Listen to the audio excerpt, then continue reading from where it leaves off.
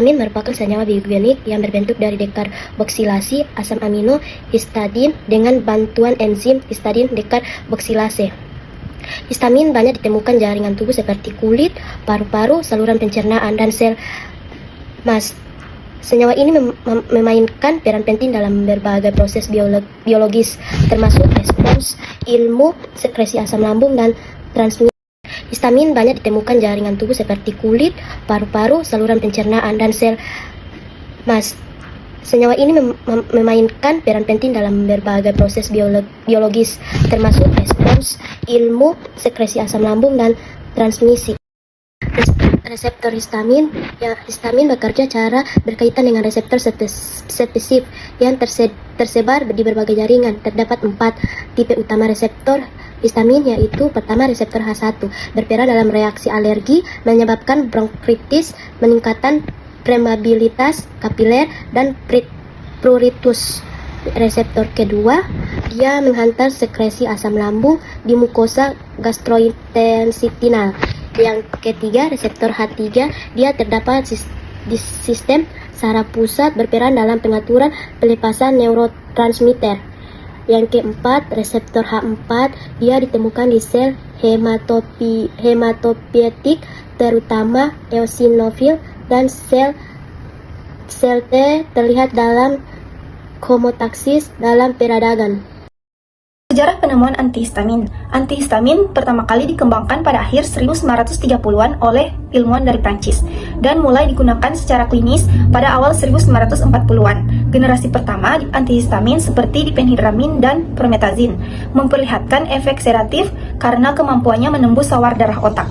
Antihistamin generasi kedua kemudian dikembangkan untuk mengurangi efek samping tersebut. Mekanisme kerja antihistamin. Antihistamin bekerja dengan cara bersaing dengan histamin pada reseptornya sehingga mencegah terjadinya aktivasi reseptor.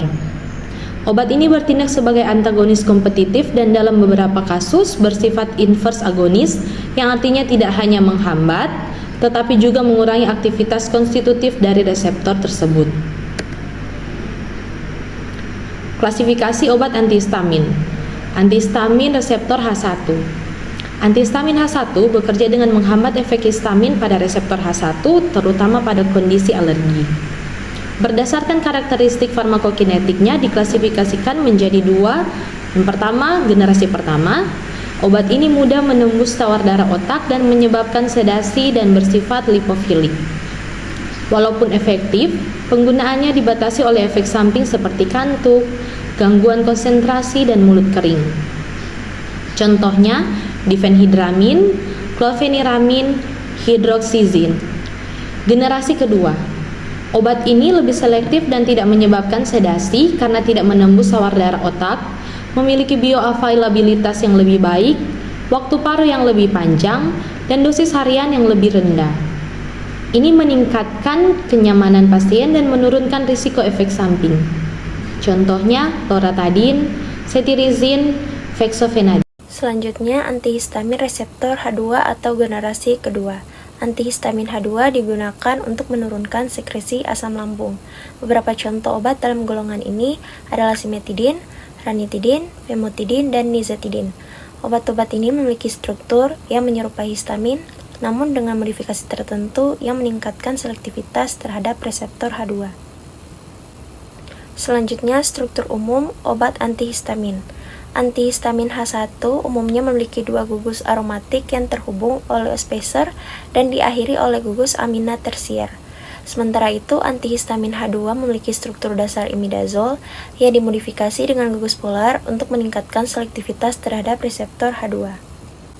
Contoh struktur diantaranya adalah mepiramin, chlorpheniramine, diphenhidramin, loratadin, dan lain sebagainya.